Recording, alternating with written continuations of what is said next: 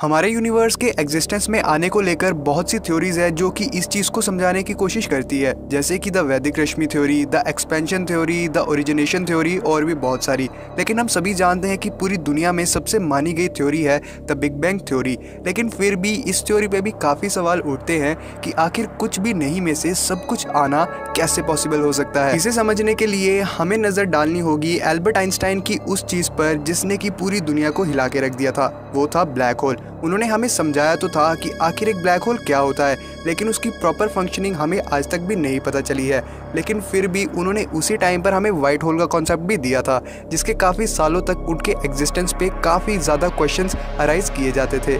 लेकिन हाल ही में Steven Hawkins ने भी हमें बताया था कि ब्लैक होल भी खत्म होता है, और इस फिनोमिनन को उन्होंने समझाया था अपनी हॉकिंग रेडिएशन की थ्योरी में, जिसके हिसाब से कि ब्लैक होल खत्म होता है वो भी रेडिएशन के चलते। लेकिन इस चीज़ को इतना ज़्यादा टाइम लगता है कि हम इसे कभी भी नहीं देख पाएंगे। लेकिन साइंटिस्टों ने यह भी हिसाब लगाया कि शायद व्हाइट होल और कुछ नहीं बल्कि हॉकिंग रेडिएशन का ही एक रिजल्ट हो, जो कि किसी दूसरे यूनिवर्स के ब्लैक होल के साथ जुड़ा हो, जो कि अपने अंदर सारा मास इकट्ठा कर रहा हो। और वही एक टाइम पर जब उस ब्लैक होल को मास और नहीं मिलेगा तो वही दूसरी साइड से वो व्हाइट होल की तरफ से वो सारा का सारा मास रेडिएट होता जाएगा। और यहीं पर हमारी बिग बैंग थ्योरी भी बड़ी आसानी से फिट हो सकती है। जैसे कि हम जानते हैं कि हमारे यूनिवर्स का एंड ब्लैक होल है। एक टाइम पर सारा कुछ जो भी हम यूनिवर्स में देख रहे हैं वो सारा का सारा मास ब्लैक होल के अंदर चला जाएगा।